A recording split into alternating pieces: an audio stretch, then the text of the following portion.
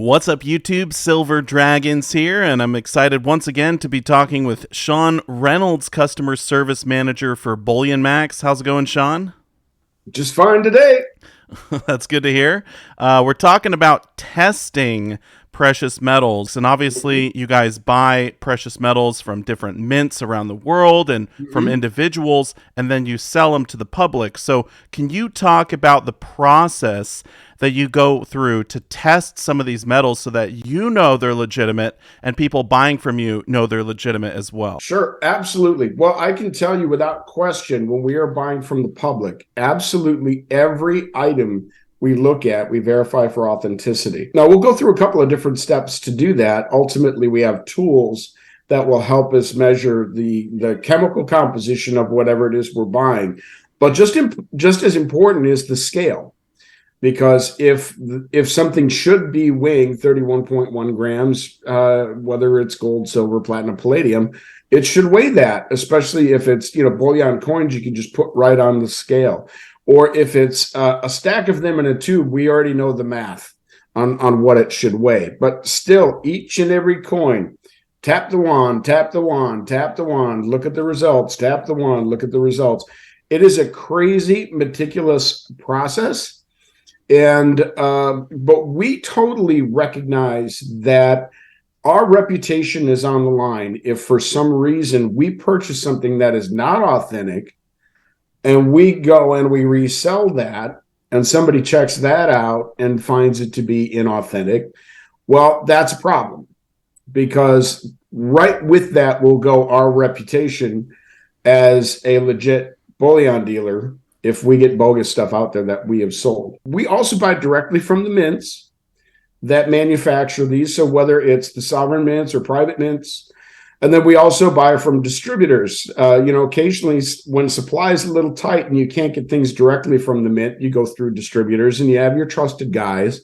But that certainly is a situation where you're probably still going to spot check some of your inventory that comes in just to make sure everything's still fine. I couldn't say that we would check 100% of that stuff in that situation, or from the Perth Mint, or the Royal Mint in the UK, that we would check each and everything. But it does make sense as a dealer to just check everything at least a little bit. But whatever we buy directly from the public, we look at each and every item, as meticulous or as crazy as it is. So if I were to sell you some precious metals, every single thing I sold you, you guys would check. But if you're buying monster boxes from the Royal Mint, you will probably just do spot check on some items, because obviously, they have their reputation on the line as well. And this is sovereign nation we're talking about, right?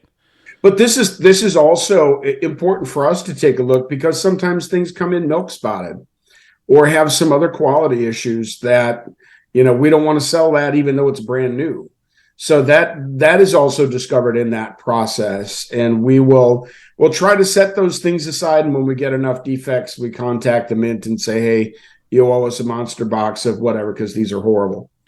Can you talk about some things that people could do on their own to sort of verify whether they bought from Bullion Max or maybe just their local coin shop? Because there is an element of trust, but you always need to verify for yourself that what you have in your stack is legitimate. So what could people do? Absolutely. First thing is get a good scale, because the easiest thing you can do is weigh things. And since most things that people purchase are an ounce and they're in troy ounces, you're going to be looking for the 31.1 grams and then some change if you want to be super exact and you're going to weigh something that has no packaging. But I would say you're going to find some inconsistency in silver, particularly American Eagles. I've seen videos out there where they weighed about a dozen of them and no two of them had the same weight. From a manufacturing standpoint, there is a tolerance that they will accept in a loss, but you will find gold is always going to be right on. So if you have gold coins that are 24 karat coins, such as the Maple Leaf or the Britannia or anything like that, or the Gold Buffalo, when you put that on your scale, you are going to get a troy ounce on the button. Yeah, they don't really want to be losing gold on Nope. There's no tolerance for that. That's too much money. When you're dealing with something that's, I don't know, $20-$25 an ounce, let it go. When it's $1,900 an ounce, no. That needs to be right on. Not less, because less is a problem. Not more, because we're losing money.